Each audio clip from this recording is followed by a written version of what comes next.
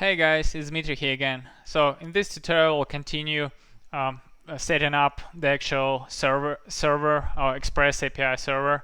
And yeah, last time, as you remember, we stopped, we finished, we almost finished with the ESLint in setting up.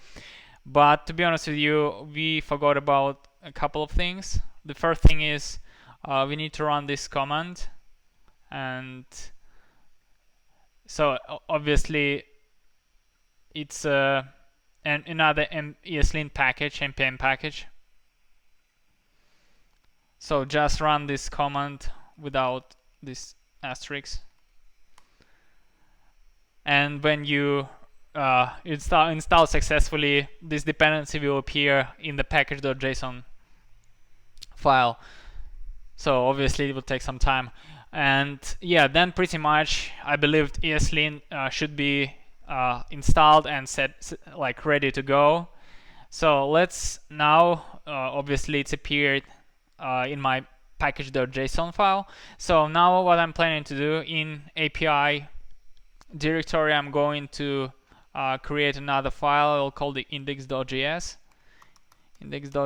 and that's the file where our server is going to sit, or the logic of our Express server. So I will start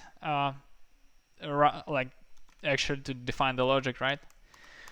So I will start from importing the actual Express library.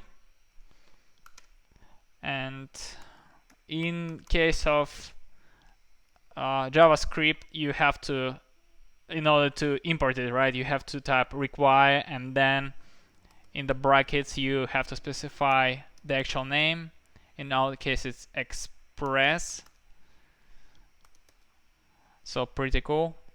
And for example, in case of maintainability or maintenance of the actual styling, so for instance here I done like couple of spaces, and now it's going to argue expected indentation of 0 spaces but found 3, right? And then if you click in on this bulb and fix all problems, and then it's going to fix it for you, which is pretty cool. Yeah, that's how ESLint works. Okay guys, let's move on. Next thing is I'm going to define I'm going to import HTTP library. Const HTTP require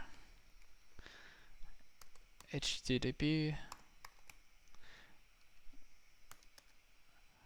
By the way, we don't need to install it right separately. It was already kind of part of Node.js, right? So which is kind of cool. So what else?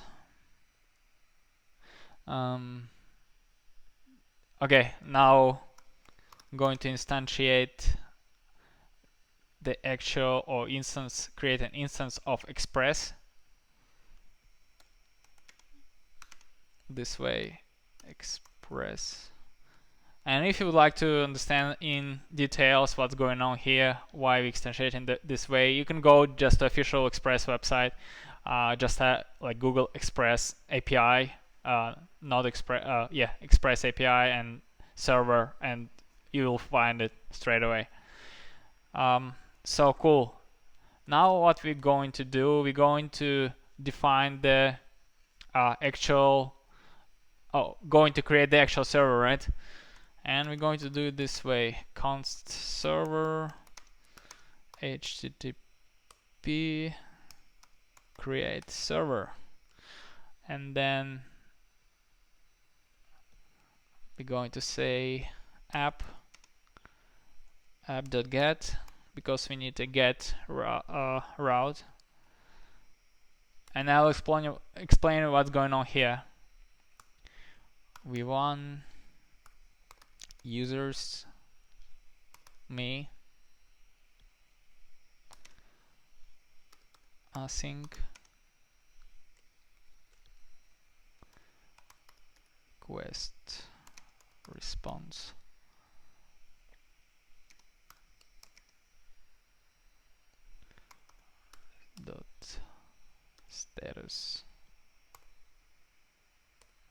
status I guess 200, and dot send hello user.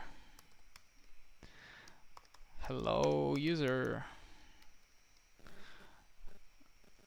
Pretty cool stuff, guys, and I'm quite excited about that. To explain you what's going on here, server dot on and listening on port.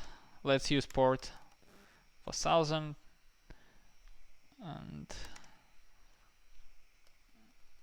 I need to specify extra thing here. Just empty. I'm going to pass empty callback function.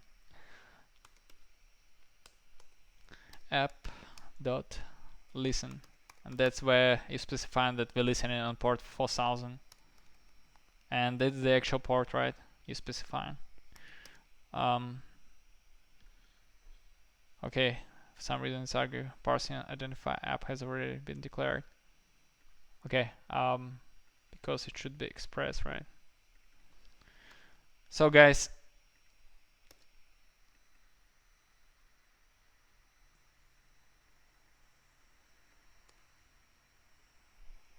okay. So guys, it's still arguing for some reason.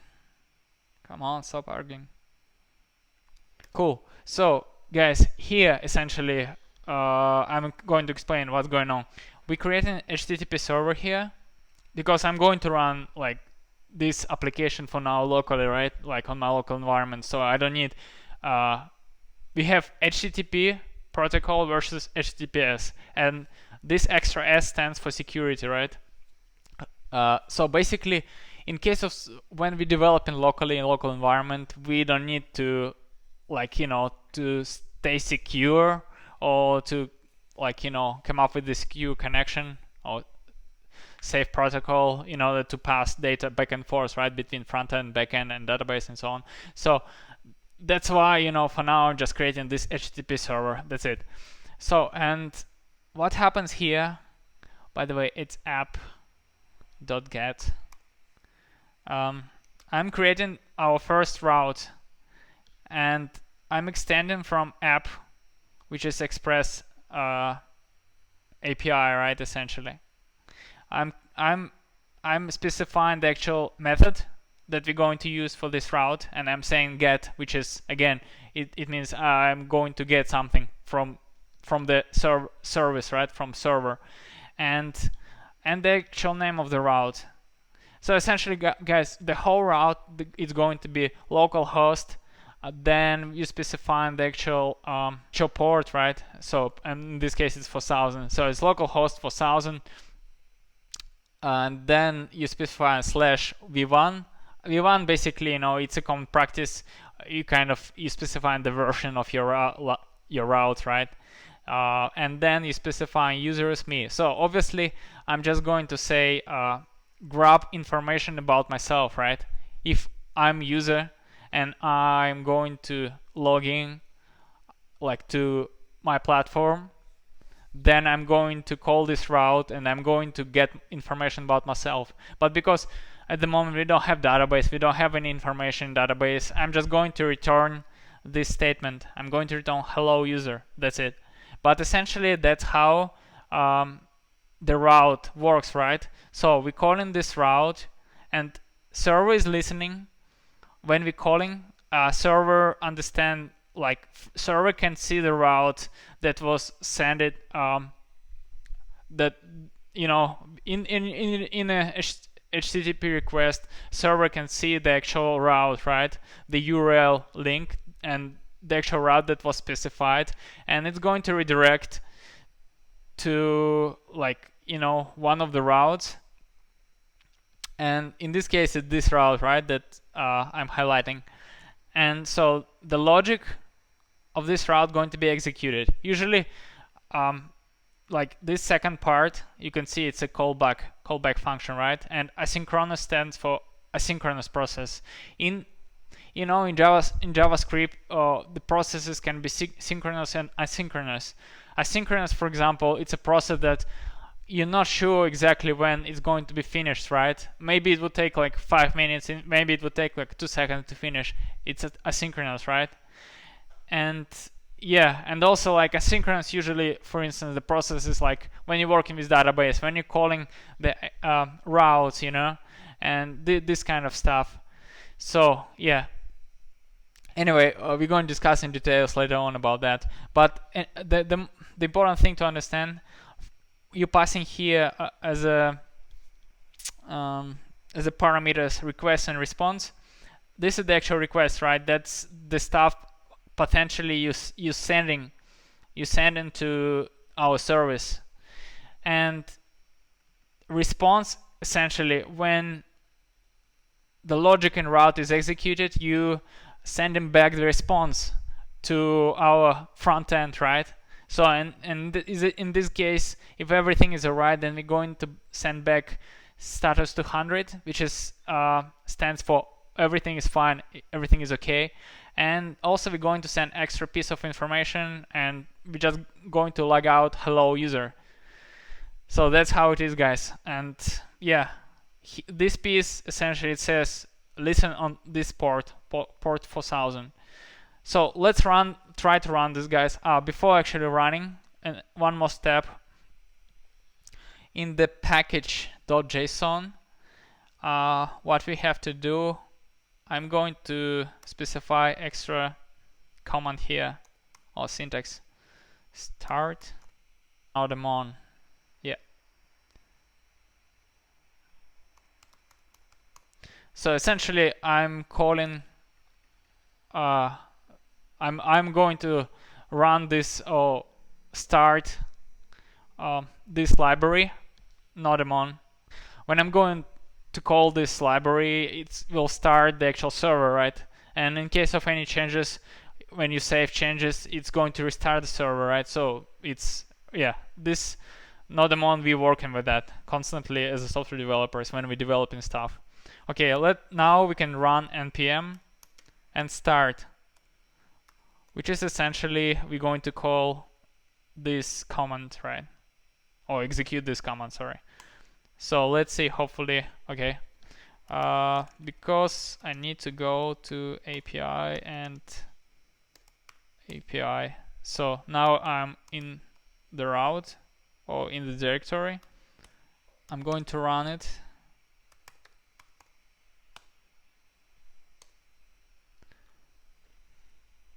Here we go, guys. Now as our server is running, right? Express server is running. In order to verify that the actual server is working, we can open our browser. And what we can do, say localhost, and specify the actual port for 4000. Then user is already, by the way, here, and then me. Let's run it. So guys, you can see the actual server or the route, the server responded, right? So everything executes successfully and it's responded with hello user. It means we hit this route, and route return us this piece of information. Pretty cool, guys. So at the moment, essentially, we have a working Express server, which is our backend. We have front end, right, which is our React application, and it's also working. So next step is going to be to move on to database. And after setting up the database, we're going to connect database with our backend service or backend app, and we'll start to work on all detail, on like every detail in front end, back end, and database. You know how everything operates. I'm going to explain you in details. I hope, guys, it makes sense. I hope, guys, you enjoy it. And yeah, thank you very much, guys, for watching. And I will see you in the next video, in the next tutorial. Guys, please subscribe, please like this tutorial if you enjoy it. And yeah, see you guys next time. And finally, yeah, we're done with this server, with this Express server. I was really excited about, you know, finalize it, and now we're done with that. So next step, we're going to continue working on the database. So I'm really excited, and see you guys next tutorial. Goodbye.